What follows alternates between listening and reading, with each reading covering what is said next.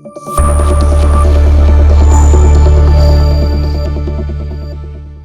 देता हूँ। कहता मुझे बहुत भूख लगी है, मेरा पेट गुड़गुड़ कर रहा है। और सोफिया को लगता है कि अब ये उसे खा जाएगा। और तभी वहाँ पर सोफिया को और भी दैत्यों के हंसने की आवाजें आती है। सोफिया उस दैत्य से पूछती है क्या यहाँ पर और भी दैत्य हैं। वो कहता है कि हाँ, यहाँ पर और भी कई सारे दैत्य हैं और वो सब बहुत खतरनाक है। कोई इंसानों को कच्चा चबा जाता है, कोई बच्चों को निकल जाता है, कोई खून पी जाता है और कोई खाल खींच लेता है। सोफिया इस बात से डर जाती है। वो पूछती है क्या आप भी मुझे खाने वाले हैं। वो कहता है कि नहीं, मैं इंसानों को खा जाऊं ऐसा हो ही नहीं सकता। दरअसल ये एक शाकाहारी दैत्य होता है जो इंसानों को नहीं खाता, बल्कि एक खास तरह की सब्जी जिसे कक्कड़ भुजा कहा जाता है उसे खाता है, जो स्वाद में बिल्कुल भी अच्छी नहीं होती। लेकिन ये इंसानों को नहीं खाना चाहता, मांस नहीं खाना चाहता, इसीलिए वो खाकर अपनी जिंदगी का गुजारा करता है। सोफिया उससे पूछती है तुम मुझे यहाँ पर क्यों लेकर आए। वो दैत्य बताता है दरअसल तुमने मुझे देख लिया था और तुम चिल्लाकर शोर मचाकर सबको बता देती और उसके बाद इंसान मुझे पकड़ लेते और साथ ही साथ इस दैत्य देश में भी आ जाते और यहाँ पर जितने भी दैत्य हैं उन सबको मार देते। इसीलिए मुझे तुम्हें यहाँ पर लाना पड़ा और अब तुम अपनी पूरी जिंदगी यहीं पर बिताओगी। सोफिया कहती है कि नहीं, मैं यहाँ से भाग जाऊंगी। वो दैत्य कहता है कि यहाँ से बाहर जाने की गलती भी मत करना, क्योंकि बाहर जो दैत्य है वो इंसानों को कच्चा चबा जाते हैं। और इसके बाद वो दैत्य सोफिया को वहां पर रखी हुई एक बहुत बड़ी नाव के ऊपर, जहां से नाव वाले दूरबीन से आगे का रास्ता देखते वहां पर रख देता है। तभी सोफिया देखती है कि वो दैत्य अपने बैग से कुछ बॉटल्स निकालता है जिसके अंदर चमकती हुई रोशनी होती है। सोफिया पूछती है ये क्या है। वो दैत्य बताता है कि सपने। सोफिया कहती है कि मैं तो सोती नहीं, मुझे सपने नहीं आते, क्योंकि सोफिया को इंसोम्निया है। इसके बाद वो दैत्य सोफिया की उस किताब को उठाता है जो उसके साथ वो यहाँ तक ले आया है और ये कहानी की किताब होती है।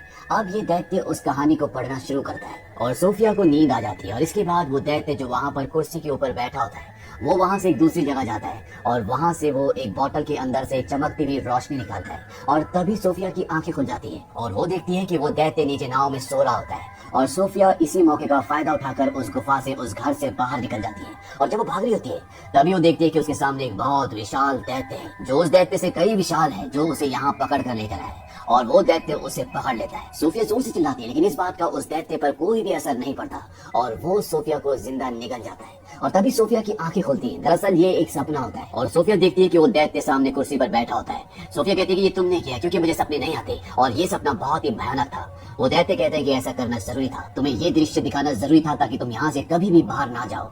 वो दैत्य से बताता है कि यहाँ पर जो बाकी के दैत्य हैं मैं उनके सामने मूंगफली के बराबर हूँ, बहुत ही विशाल है, इंसानों को खा जाते हैं। और जब ये दोनों बातें कर रहे होते हैं तभी वहाँ पर एक बहुत विशाल दैत्य आ जाता है और वो उस दैत्य को जो सोफिया को यहाँ पर पकड़ कर लेके आया है उसे कहता है तो किससे बात कर रहा है। रंट। रंट यानी कि चिरकुट। दरअसल यहाँ पर सभी से चिरकुट कहते हैं क्योंकि ये साइज में बाकी दैत्यों से बहुत छोटा होता है। वो कहता है कि मैं किसी से बात नहीं कर रहा, उसने सोफिया को छुपा दिया होता है। यहाँ पर जो बड़ा विशाल दैत्य है वो कहता है मेरी उंगली में चोट लगी, इसे ठीक कर दो, इस पे पट्टी कर दो। और जब वो छोटा दैत्य ऐसा कर रहा होता है तभी उसे इंसान की खुशबू आ जाती है और चारों तरफ ढूंढना शुरू कर देता है। और सोफिया वहाँ पर रखी सब्जी, जिसे यहाँ पर कक्कड़ भुजा कहा जाता है, उसके अंदर चली जाती है। ये दैत्य जब उस सब्जी को सूंघता है तो उसे इसमें आज एक अलग से खुशबू आती है। दरअसल ये सब्जियां नहीं खाती, लेकिन इसके अंदर सोफिया इंसान है, इसीलिए इसके अंदर इसे एक अलग से महक आती है और ये उसे खाने वाला होता है। तभी वो दैत्य जो सोफिया को यहाँ पर लेकर आए वो देख लेता है कि सोफिया उस सब्जी के अंदर है और वो उस दैत्य के हाथ पर लटक जाता है। वो उसे कहता है तो शायद भूल गया, तुझे सब्जियों से चिढ़ है। और वो दैत्य उस सब्जी को नीचे फेंक देता है, कहता है हाँ मुझे सब्जियों से चिढ़ है। और इसके बाद वो वहाँ से निकल जाता है। अब वो दैत्य जो सोफिया को यहाँ पर पकड़ कर लेकर आया है वो कहीं जा रहा होता है और तभी सोफिया उससे पूछती है कि आप कहाँ जा रहे हो। वो कहता है कि मैं काम पर जा रहा हूँ। सोफिया उससे पूछना चाहती है कि वो क्या काम करता है, लेकिन वो उसे नहीं बताना चाहता। लेकिन सोफिया के जिद करने पर वो कह देता है कि मैं सपनों को पकड़ने के लिए जा रहा हूँ। सोफिया कहती है कि मैं भी आपके साथ चलूंगी, लेकिन वो सोफिया को अपने साथ नहीं ले जाना चाहता क्योंकि बाहर जो दैत्य सो रहे हैं, अगर वो उठ गए और सोफिया को देख लिया तो सोफिया को जिंदा खा जाएंगे, इसीलिए वो ये रिस्क नहीं लेना चाहता। लेकिन जब सोफिया बहुत ज्यादा जिद करती है तो वो सोफिया को अपने साथ ले जाने के लिए तैयार हो जाता है, क्योंकि बाहर सभी दैत्य सो रहे होते हैं और ये दोनों चुपके से उन्हें पार करना चाहते हैं। लेकिन तभी उन दैत्यों की आंखें खुल जाती हैं और वो उसे बोलते हैं कि चिरकुट तुम कहाँ जा रहे हो। वो कहता है कि मैं अपने काम पर जा रहा हूँ। वो दैत्य कहते हैं कि हम नहीं चाहते कि तुम यहाँ से बाहर जाओ, क्योंकि अगर लोगों को, इंसानों को इस जगह के बारे में पता चल जाएगा तो हमारी जान खतरे में पड़ सकती है। और इसके बाद वो सभी दैत्य इसे परेशान करना शुरू कर देते हैं। सोफिया मौका देखकर गाड़ी में छुप जाती है और तभी जो चिरकुट दैत्य होता है जिसे सारे मिलकर परेशान कर रहे होते हैं वो इन सबको आसमान की तरफ दिखाता है। वहाँ पर बहुत सारे बादल होते हैं और वो कहता है कि देखो बारिश होने वाली है। दरअसल इन सभी दैत्यों को पानी से डर लगता है, एक तरह की एलर्जी है। और तभी बारिश होना शुरू हो जाती है और ये सब के सब दैत्य अंदर अपनी जगहों पर छुप जाते हैं। और मौका देखकर चिरकुट दैत्य और सोफिया यहाँ से निकल जाते हैं। वो ऊपर पहाड़ पे चढ़ना शुरू करते हैं और बादलों से भी ऊपर पहुंच जाते हैं। सोफिया कहती है कि यहाँ से तारे कितने खूबसूरत दिखते हैं। वो दैत्य कहता है मैं इनका संगीत भी सुन सकता हूँ, मैं इस दुनिया की हर एक आवाज को सुन सकता हूँ, चींटियों की बातें सुन सकता हूँ, पेड़ों की कहानियां सुन सकता हूँ, मेरे कान इस दुनिया में किसी भी चीज को सुन सकते हैं। सोफिया कहती है मुझे यकीन नहीं होता। वो जाइंट कहता है लेकिन ये सच है।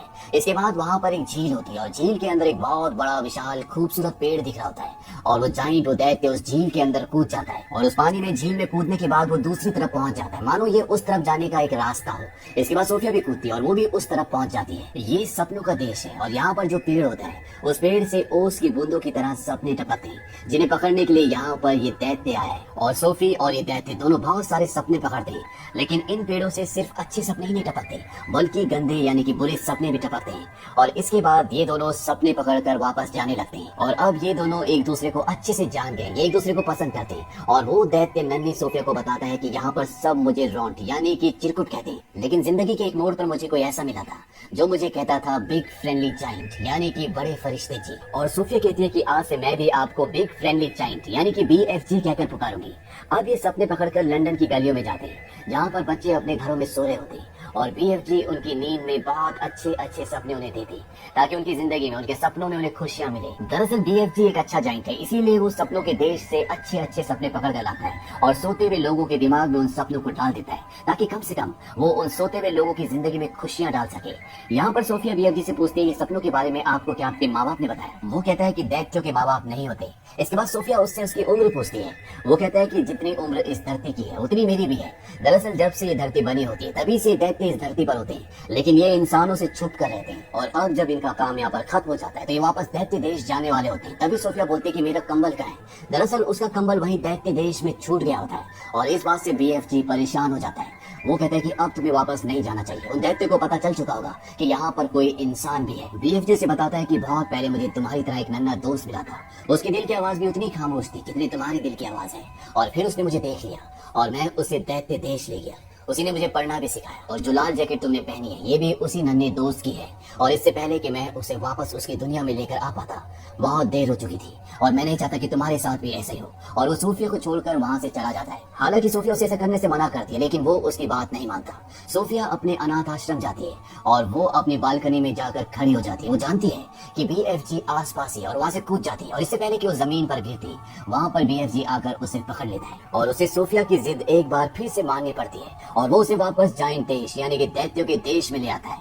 यहाँ पर सभी दैत्य उसका इंतजार कर रहे होते हैं क्योंकि उन सबको पता है कि चिरकुट के पास यानी कि BFG के पास कोई इंसान है और ये दैत्य किसी भी हालत में उस इंसान को खाना चाहते हैं क्योंकि इनके पास वो ब्लैंकेट होता है जिसके अंदर सोफिया की खुशबू है। ये सभी दैत्य पूरे घर को तहस नहस कर देते हैं और जिस कंबल के अंदर सोफिया की खुशबू होती है BFG उसे जला देते हैं और इन सभी जाइंट्स को सभी दैत्य को अपने घर से भगा देते हैं। अब जब सोफिया छुप रही होती है तभी वहाँ पर उसे एक तस्वीर दिखती है और ये तस्वीर होती है इंग्लैंड की महारानी की। और इस तस्वीर को देखने के बाद सोफिया के दिमाग में एक आइडिया आता है। वो BFG को बोलती है कि तुम एक बहुत ही भयानक सपना बनाओ और इस सपने में तुम महारानी को ये दिखाना कि 9 के 9 दैत्य इंग्लैंड में हैं जो बच्चों को मारकर खा जाते हैं और साथ ही साथ इस सपने में मुझे और अपने आप को भी डालना ताकि जब हम महारानी के सामने जाए तो हमारी बात पर उन्हें यकीन हो जाए। और BFG ऐसा ही करता है, वो एक सपना बनाता है जिस सपने के अंदर वो दैत्य देश में रहने वाले सभी दैत्यों की तस्वीरें डालता है, साथ में अपने आप को और सोफिया को भी डालता है और बहुत सारे बच्चों को भी।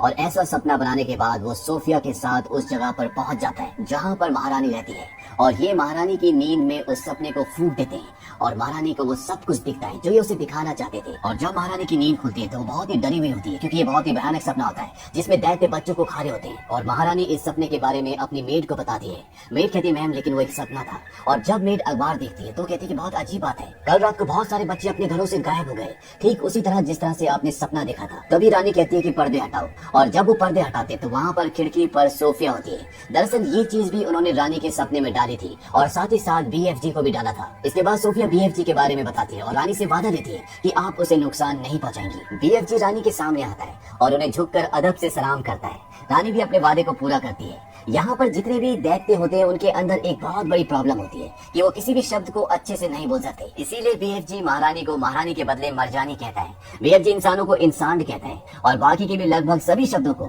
वो उल्टा सीधा ही बोलते हैं। यहाँ पर महारानी इन दोनों को बहुत अच्छे से ग्रीट करती है, उन्हें अंदर बुलाती है, अच्छा स्वादिष्ट खाना खिलाती है और इसके बाद ये महारानी को सारी बातें सच बताती है कि कैसे दैत्य देश में 9 ऐसे दैत्य हैं जो बच्चों को इंसानों को खाते हैं और महारानी इनकी मदद करने के लिए तैयार हो जाती है। वो अपनी आर्मी को इनके साथ भेजती है। दरअसल दैत्य देश में कोई भी नहीं पहुंच सकता, लेकिन बीएफजी इन्हें रास्ता बताता है और महारानी की आर्मी बीएफजी के पीछे पीछे दैत्य देश तक हेलीकॉप्टर्स में पहुंच जाती है। वो सब एक जगह रुक जाते हैं क्योंकि ये एक प्लानिंग के साथ हमला करना चाहते हैं और बीएफजी प्लान बनाता है कि वो एक ऐसा सपना बनाएगा जिस सपने को इन्हें दिखाने के बाद इन सबको उन चीजों पर पश्चाताप होगा जो भी इन्होंने किया है और बीएफजी ऐसा सपना बना लेता है। लेकिन जब वो इस सपने को इन सोए हुए दैत्यों के मन में फूंकने के लिए जाता है ताकि ये सपना उन्हें आए, तो उसे याद आता है कि वो सपना फूंकने वाले यंत्र को महारानी के महल में भूला है और उसके बिना ऐसा नहीं किया जा सकता क्योंकि इन दैत्यों के पास जाना खतरनाक है।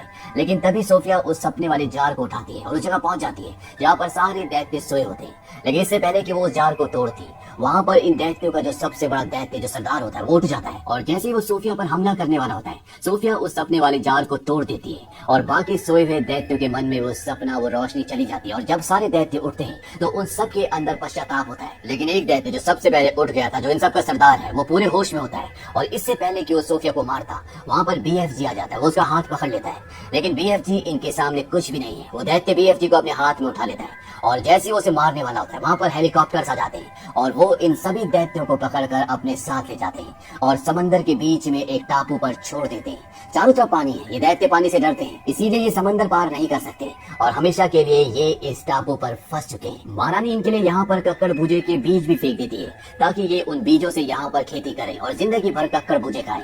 कक्कड़ भुजों से इन लोगों को नफरत है। हालांकि बीएफजी इसी सब्जी को खाता था, लेकिन अब इन दैत्यों के पास कोई भी ऑप्शन नहीं है। इन्हें जिंदगी भर इसी टापू पर रहकर खेती करके कक्कड़ भुजे खाने पड़ेंगे और अंत में ये दिखाया जाता है कि सोफी अब अनाथ आश्रम में नहीं रहती, बल्कि वो महारानी के साथ उनके महल में रहती है और अब उसे अकेलापन और उदासी बहुत कम महसूस होता है और जब भी वो चाहे वो बीएफजी से बात कर सकती है क्योंकि बीएफजी के कान इस दुनिया की सारी आवाजों को सुन सकते हैं। वहीं दूसरी तरफ बीएफजी जाइंट देश में यानी कि दैत्यों के देश में अकेले हैं। अब वो सिर्फ वहाँ पर कक्कड़ भुजे नहीं बल्कि और भी कई सारी सब्जियां उगाते हैं और वो भी अपनी जिंदगी में खुश है। सोफिया हर सुबह उठकर खिड़की के पास आकर बीएफजी को गुड मॉर्निंग कहती है, जिसे बीएफजी साफ साफ सुन सकते हैं और इसी सुखद अंत के साथ इस कहानी का अंत हो जाता है। इस कहानी से हमें ये पता चलता है कि किसी की भी कोई भी जाति हो, कैसा भी स्वरूप हो, लेकिन अगर उसका दिल और नीयत अच्छी हो तो वो किसी का भी दिल, किसी का भी प्यार जीत सकता है और अच्छा करने वाले, अच्छा सोचने वालों के साथ हमेशा अच्छा ही होता है। उम्मीद करते हैं कि ये कहानी आपको पसंद आई होगी।